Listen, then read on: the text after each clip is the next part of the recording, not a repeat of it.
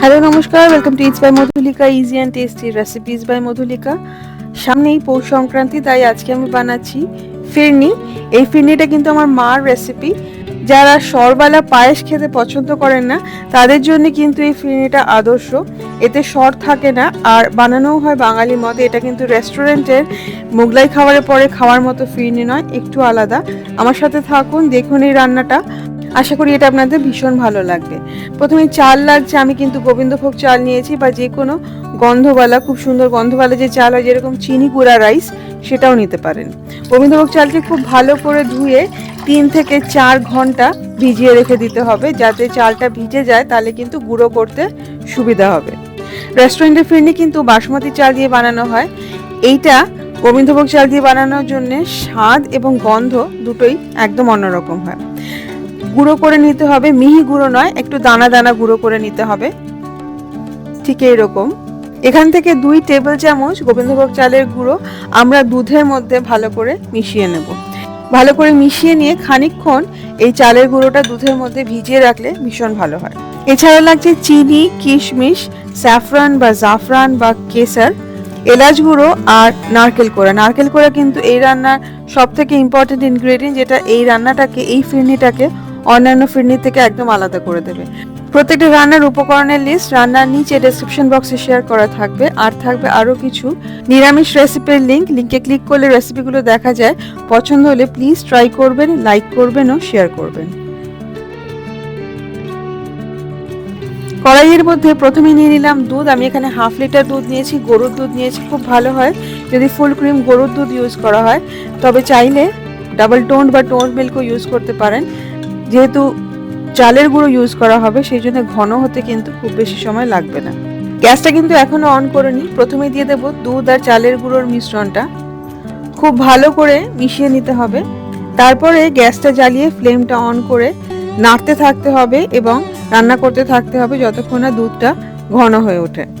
দুধটা ফুটতে শুরু করলে দিয়ে দেব 2টো তেজপাতা, ভালো করে মিশিয়ে নিতে হবে। আর দিয়ে দেব এলাচ গুঁড়ো। আমি এখানে এলাচ আর চিনি একসাথে গুঁড়ো করে রেখেছি, সেখান থেকেই 1/4 চা চামচ দিয়ে দেব।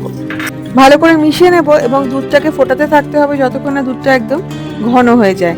খেয়াল রাখবেন দুধটা কিন্তু ক্রমাগত নাড়িয়ে যেতে হবে খুন্তি দিয়ে, যাতে কোনো সর না পড়ে। ফিরনি কিন্তু একদম মসৃণ হয়, কোনো সর থাকে না, খালি মাঝে মাঝে মুখে পড়বে কিশমিশ আর নারকেল কোড়া।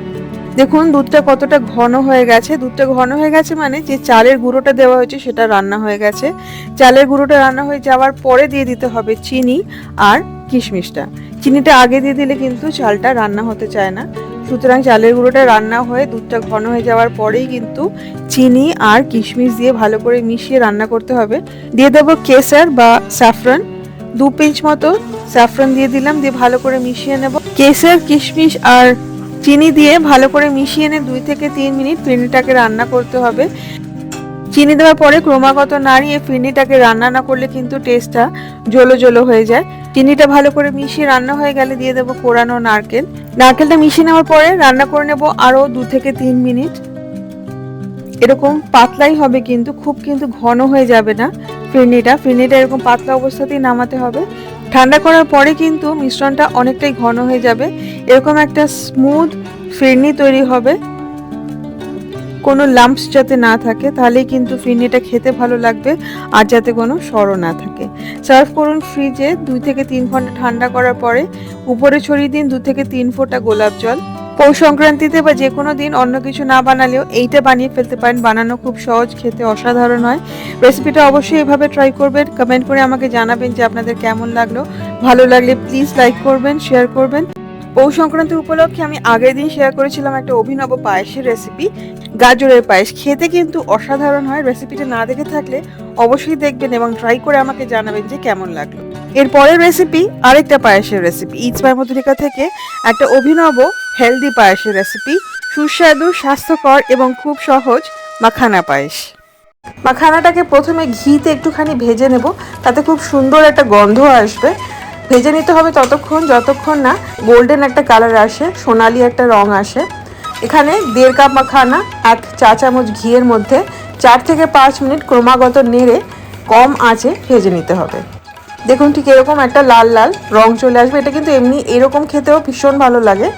ড্রাই ফ্রুটসের মধ্যে আমি এখানে ব্যবহার করছি পেস্তা। পেস্তাটাকে হাতে চপ করে নিলে খুব ভালো হয়, কিন্তু আমি মিক্সিতে এটাকে একবার ঘুরিয়ে নিচ্ছি। তারপরে ছেঁকে নিয়ে যে গুঁড়োটা বেরোবে সেটা আমি মাখানা ক্ষীরের মধ্যে দেব, যাতে ক্ষীরটা খুব তাড়াতাড়ি ঘন হয়ে যায়। পেস্তাটা চপ করে নেওয়ার পরে দিয়ে দেবো মাখানা, রোস্টেড মাখানাটা। মাখানাটা কিন্তু একদম মানে হাত দিয়ে চাপলে ভেঙে যাবে। দেখুন ঠিক এই রকম, ততক্ষণই কিন্তু রোস্ট করে ঠান্ডা করে নিতে হবে। তারপর এটাকে গুঁড়ো করলে খুব তাড়াতাড়ি গুঁড়ো হয়ে যাবে। একদম মিহি করে গুঁড়ো করে নেব।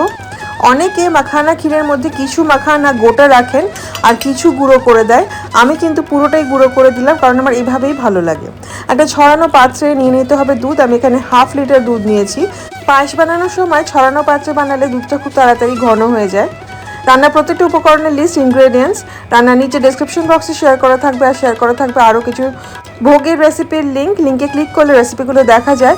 ভালো লাগলে অবশ্যই ট্রাই করবেন। পছন্দ হলে প্লিজ লাইক করবেন ও শেয়ার করবেন। দুধটাকে এরকম ক্রমাগত নেড়ে ফুটিয়ে নিতে হবে। ক্রমাগত নাড়লে নিচে কিন্তু লেগে যাবে না। দুধটা যখন ফুটে উঠেছে তখন তার মধ্যে দিয়ে দিতে হবে এলাচ গুঁড়ো। 2 টেবিল চামচ চিনির সাথে 10টা থেকে 12টা এলাচ একসাথে মিক্সিতে গুঁড়ো করে নিতে হবে। তার থেকেই 1 চা চামচ এলাচ গুঁড়ো আমি এর মধ্যে দিয়ে ভালো করে মিশিয়ে নিচ্ছি।